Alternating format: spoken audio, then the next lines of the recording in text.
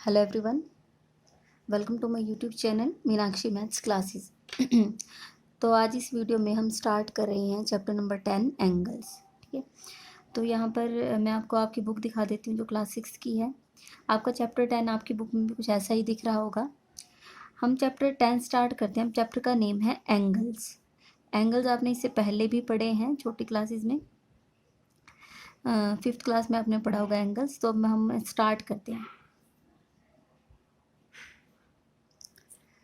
हाँ, तो यहाँ पर देखिए, जैसे इन्होंने बना रखा है, यहाँ पर देखो जैसे ये फिगर बनी हुई है, इसी को हम एंगल कहते हैं। ठीक है, आप मतलब फिगर देख के ही एक बार समझ गए होंगे कि ये एंगल की फिगर बनी हुई है।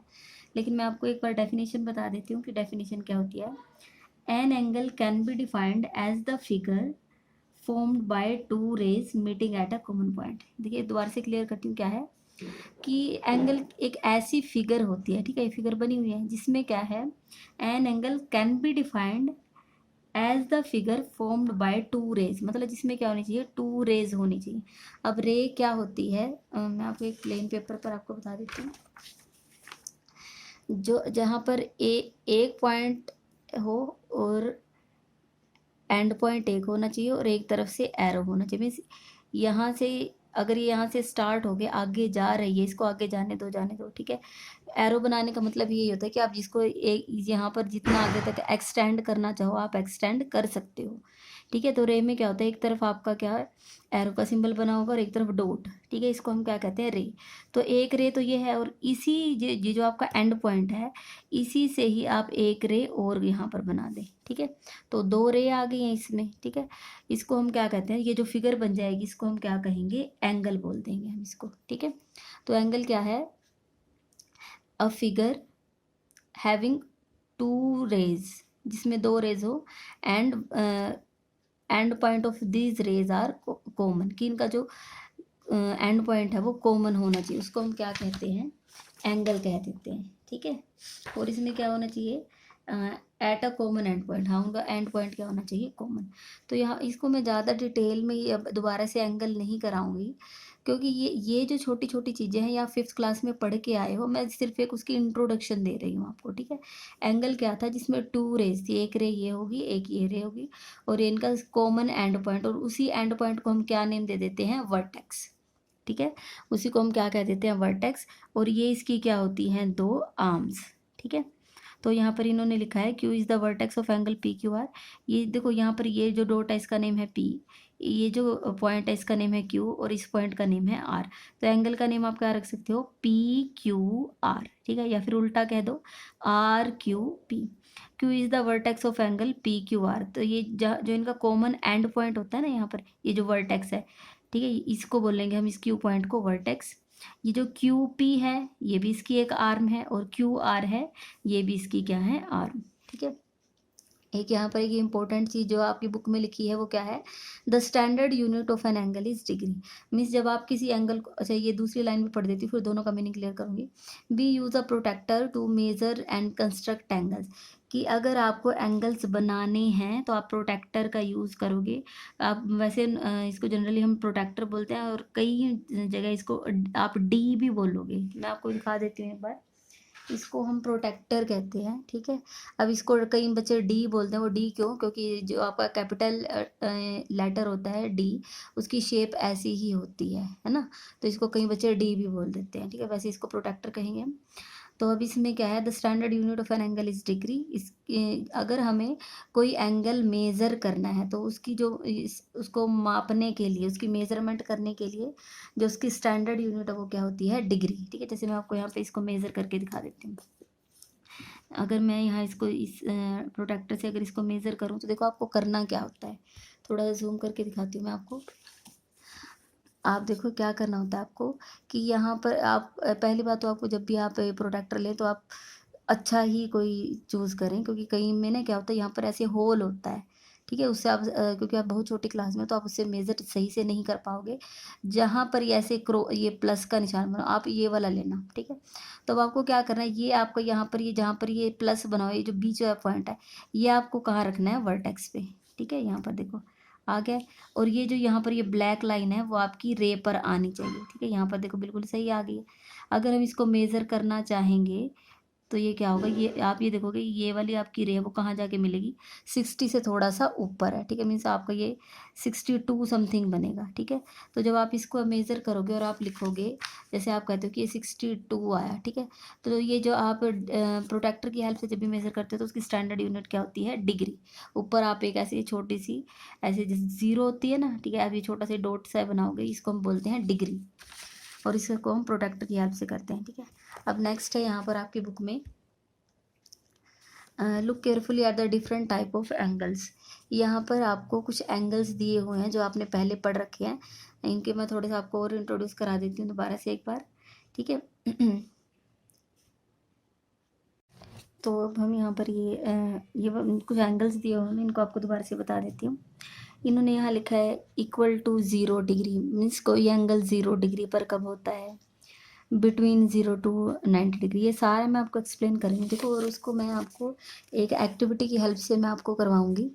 एक्टिविटी के लिए देखो आपको क्या चाहिए, आप कोई भी शीट ले लेना, कलरफुल लिया मैंने यहाँ पर।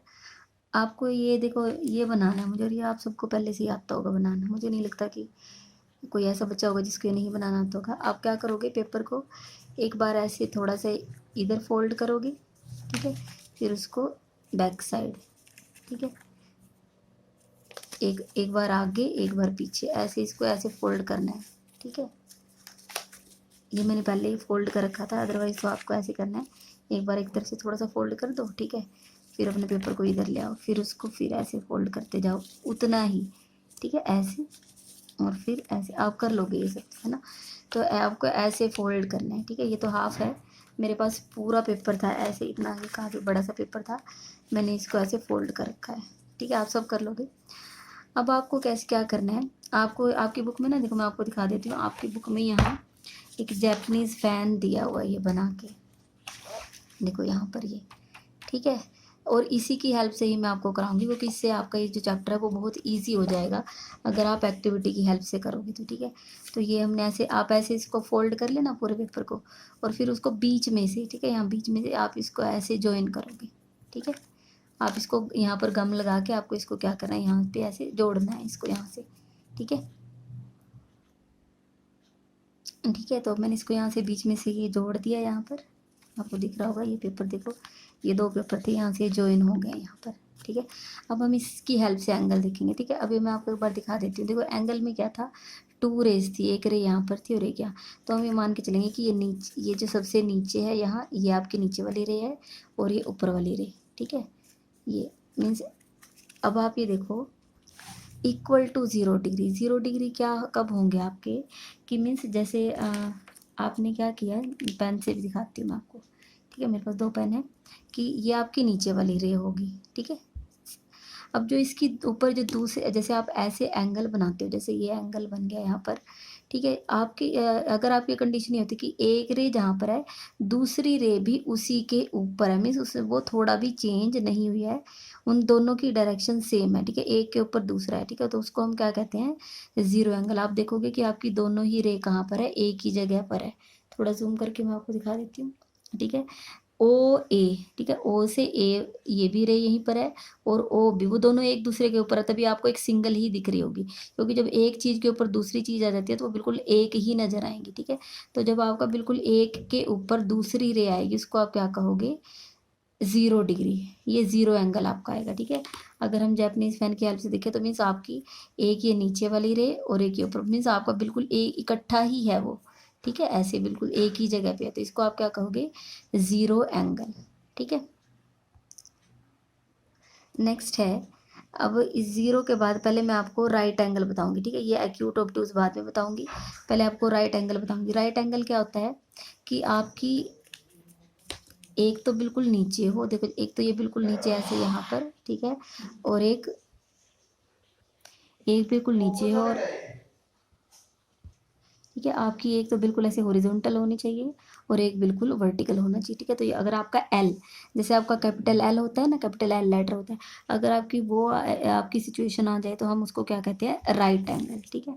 अब आप यहाँ पर देखो कि ऐसे अगर आपका ऐसे बिल्कुल बंद हो तो 0 होता है, लेकिन अगर आपकी इसकी एक रे बिल्कुल ऐसे सीधी खड़ी हो जाए, ठीक है, ऐसे, ठीक है, देखो यहाँ से आपको दिख रहा होगा, बिल्कुल एक तो नीचे बिल्कुल ऐसे हॉरिजॉन्टल है और एक बिल्कुल सीधी ऐसे खड़ी है वर्टिकल। तो ये आपका कितना होगा, ये आपका 90 डिग्री का बनेगा। ठीक है, 90 डिग्री को हम क्या कहते हैं, राइट एंगल। ठीक है, बिल्कुल बंद है तो क्या है, ज़ीरो एंगल है। और अगर एक बिल्कुल ऐसे हॉरिजॉन्टल है और एक बिल्कुल वर्टिकल है, ठीक है, अगर आपका कैपिटल एल बन जाता है, ठीक है, यहाँ इस तरीके से, तो ये आपका किसका एंगल शो करेगा, ये आपका होगा राइट एंगल, मीन्स 90 डिग्री। ठीक है, ऐसे एल बनता है।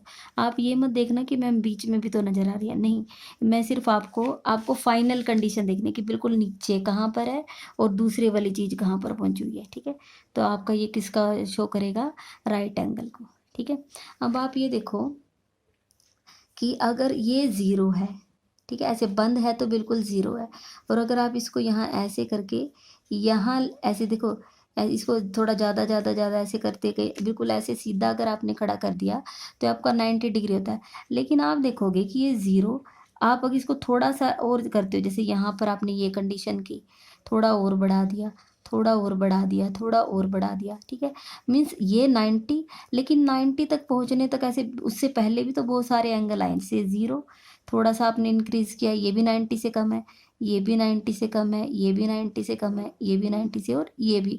अभी बिल्कुल जब बिल्कुल सीधा हो जाएगा ना, तब आपका 90 आएगा। मीन्स वो सारे एंगल जो 0 और 90 के बीच में, बिटवीन 0 एंड 90 डिग्री। ठीक है, पेन की हेल्प से आपको एक बार बताती हूँ। ठीक है, देखो बिल्कुल अगर एक के ऊपर दूसरा है तो वो तो क्या होता है, 0 डिग्री। ठीक है, अगर आपका एक कहाँ बिल्कुल ऐसे वर्टिकल हो जाए तो वो कितना होता है आपका, 90 डिग्री। लेकिन यहाँ पर देखो, जैसे 0 आपने थोड़ा सा और आगे इंक्रीज किया, यहाँ पर आए, उसे थोड़ा इंक्रीज किया है, ये भी 90 से कम है, ये भी 90 से कम है, ये भी 90 से, अभी अगर ऐसे भी रखोगे ये भी 90 से कम है, लेकिन बिल्कुल सीधा ऐसे कर दोगे तो वर्टिकल, तब 90 होगा। लेकिन जो एंगल 0 से थोड़े से ज़्यादा, मीन्स यहाँ ऐसे थोड़ा सा आगे चले गए, लेकिन 90 से थोड़े से कम, तो बिटवीन 0 एंड 90 डिग्री, मतलब जो एंगल ये 0 है और ये 90, इसके बीच में आएंगे। मीन्स ये जो इतना सारा आपने स्पेस ऐसे कवर किया है, तो बीच में जो एंगल आएंगे उनको हम क्या कहेंगे, एक्यूट एंगल। याद रखना है, एक्यूट एंगल कहाँ होते हैं, 0 से बड़े लेकिन 90 से छोटे। बिटवीन का मतलब होता है बीच में, ना तो 0 लेना है ना 90, लेकिन इसके बीच के। अब 0 और 90 के बीच में क्या आएगा, 0 से बड़ा क्या होता है, 1 डिग्री, 2 डिग्री, 3 डिग्री, 4 डिग्री, और 90 डिग्री से कम, मतलब जैसे 90 से कम 89 भी 9 से कम होगा। ठीक है, तो आपके यहाँ अगर आप ऐसे एल शेप से, ये आपकी कैपिटल एल शेप है ना, इससे अगर आपका थोड़ा सा कम होते हैं तो वो आपके सारे एंगल कौन से होंगे, एक्यूट। ठीक है, और ऑब्ट्यूज एंगल क्या होंगे, बिटवीन 90 डिग्री एंड 180 डिग्री। आप ये देखो, ये कितना है, 90 है।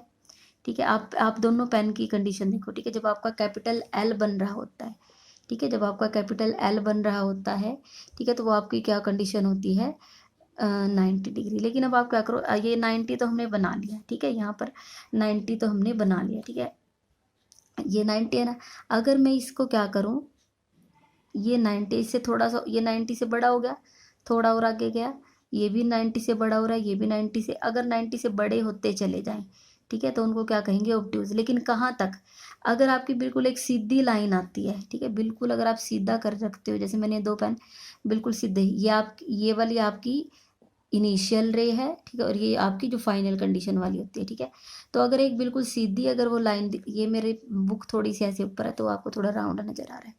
ठीक है, अगर वो बिल्कुल सीधी ऐसे होंगे तो वो क्या होता है, स्ट्रेट एंगल होता है। आपको यहाँ लिखा हुआ देखो, straight angle equal to 180 degree straight angle. अगर एक सीधी लाइन होती है तो उसको हम क्या कहते हैं, 180 डिग्री।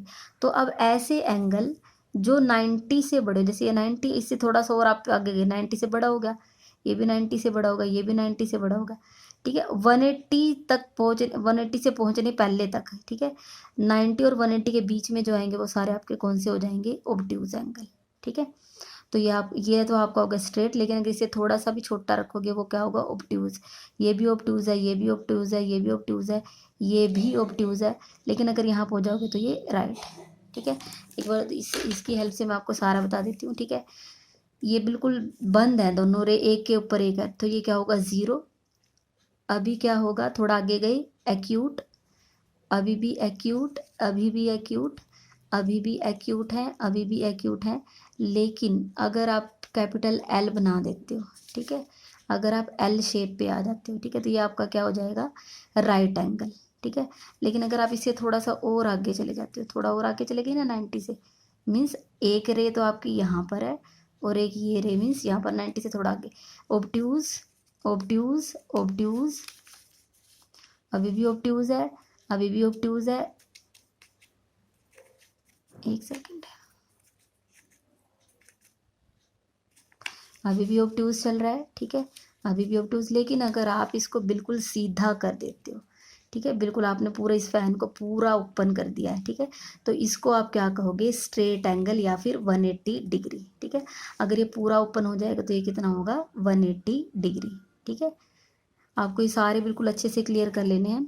ये 0 है, थोड़ा आगे मतलब ये 90 है, 90 से जितने भी कम रहेंगे वो एक्यूट, और आगे चले जाओगे तो वो ऑब्ट्यूज, ठीक है। ये आपकी सारे मैंने इंट्रोडक्शन दी है इस चैप्टर की, ठीक है।